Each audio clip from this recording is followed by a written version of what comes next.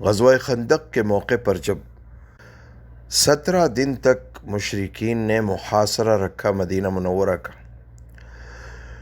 اور رسول اللہ صلی اللہ علیہ وسلم نے اپنے صحابہ کرام کے ساتھ مل کر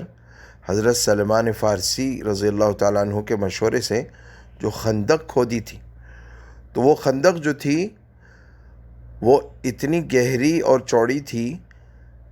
کہ دشمنوں کا لشکر اس کو پار کر کے اندر نہیں آ سکتا تھا۔ تو ایک مشرک تھا عمرو بن عبد ود، یہ بہت بڑا بدماش اور غنڈہ تھا اور بڑا بہادر سمجھا جاتا تھا، اور عرب میں مشہور تھا کہ 1000 انسانوں سے اکیلا مقابلہ کر سکتا ہے۔ تو وہ اپنے گھوڑے پر، اس کا گھوڑا بھی بہت طاقتور تھا اور وہ خود بھی طاقتور تھا، اس نے جست لگائی گھوڑے کے ذریعے اور خندق کو پار کر کے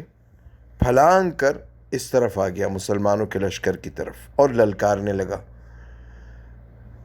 اور طنز کرنے لگا کہ نہ کوئی ہے جنت میں جانا چاہتا ہے میں پہنچا دوں۔ مطلب اس کفار کو تو یقین نہیں تھا نہ جنت پر نہ اللہ پر، لیکن مسلمانوں کا مذاق اڑا رہا تھا کہ تم سمجھتے ہو نا کہ شہید ہو کے جنت میں جاؤ گے، تو کہہ رہا تھا کہ آ جاؤ، جس کو جنت میں جانا ہے میں پہنچا دیتا ہوں۔ تو اس موقع پر حضرت علی المرتضیٰ رضی اللہ تعالی عنہ، جن کی عمر اس وقت 18 سال تھی، عرض کیا یا رسول اللہ، مجھے اجازت دیجیے، میں جاتا ہوں اس کے مقابلے پر۔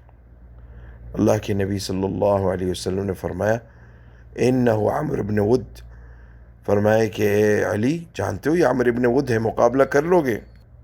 حضرت علی رضی اللہ تعالی عنہ نے فرمایا وَإِن كَانَ ابْنَ وُدْ،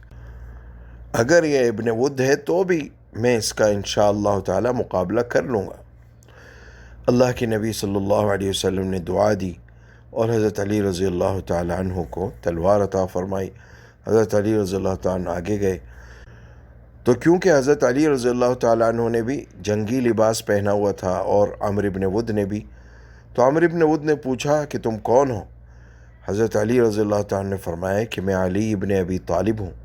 تو عمرو بن ود کہنے لگا کہ دیکھو، تمہارے والد میرے دوست تھے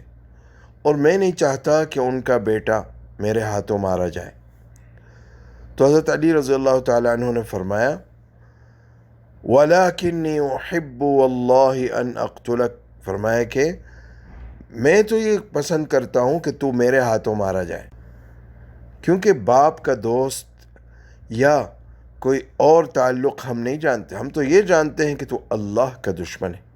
اور اللہ کے پیارے نبی صلی اللہ علیہ وسلم کا دشمن ہے۔ لہذا حضرت علی رضی اللہ تعالیٰ عنہ نے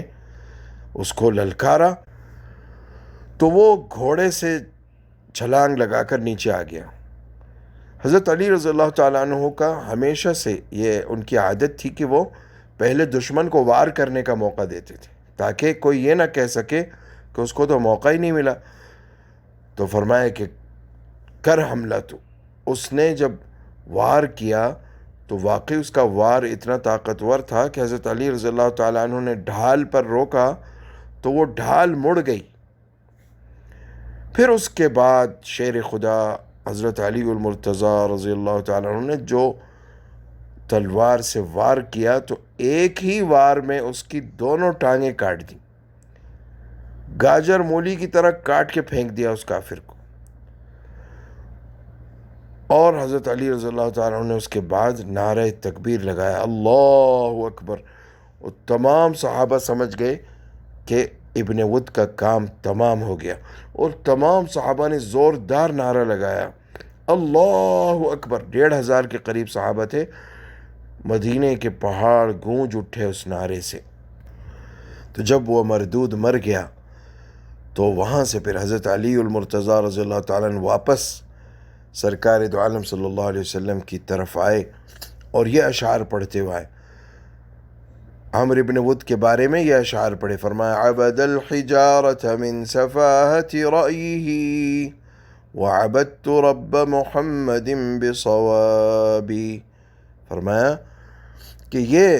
یہ بیوقوف زندگی بھر پتھروں کی پوجا کرتا رہا، اور میں نے تو محمد صلی اللہ علیہ وسلم کے رب کی یعنی اللہ کی عبادت کی ہمیشہ۔ پھر فرمایا لا تحسبن اللہ خاذل دینہ ونبیہ یا معشر الاحزاب، فرمایا اے مشرکین کے لشکروں، اے احزاب کے لوگوں، یہ مت سمجھنا کہ اللہ اپنے دین کو یا اپنے نبی علیہ الصلاۃ والسلام کو بے سہارا چھوڑ دے گا۔ مطلب یہ تھا کہ حضرت محمد الرسول اللہ صلی اللہ علیہ وسلم کا دین پورے عالم میں پھیل کر رہے گا، غالب ہو کر رہے گا۔ تو میرے دوستو، کیسی کیسی قربانیاں ہیں صحابہ کرام رضوان اللہ علیہم اجمعین کی۔ غزوہ خندق میں بھوک، پیاس، خوف اور سخت سردی، یہ سب چیزیں جمع تھیں، لیکن صحابہ کرام رضوان اللہ علیہم اجمعین جمے رہے اور اللہ سے مدد مانگتے رہے۔ اور جب وہ دیکھ رہے تھے کہ اللہ کے پیارے نبی صلی اللہ علیہ وسلم ہر تکلیف میں ان کے ساتھ شریک ہیں، پیٹ پر بھوک کی وجہ سے اگر صحابہ نے ایک ایک پتھر باندھا تھا تو حضرت محمد صلی اللہ علیہ وسلم نے 2 پتھر باندھے ہوئے تھے، اور 3 دن تک ظہر اور عصر کے درمیان اللہ کے پیارے نبی صلی اللہ علیہ وسلم نے فتح و نصرت کی دعائیں فرمائیں۔ تیسرے دن دعا قبول ہوئی اور اللہ تعالیٰ نے مشرکین کے لشکر پر اتنی تیز آندھی بھیجی کہ ان کے خیمے اکھڑ گئے، ان کی دیگیں الٹ گئیں اور وہ بدحواس ہو کر بھاگ نکلے۔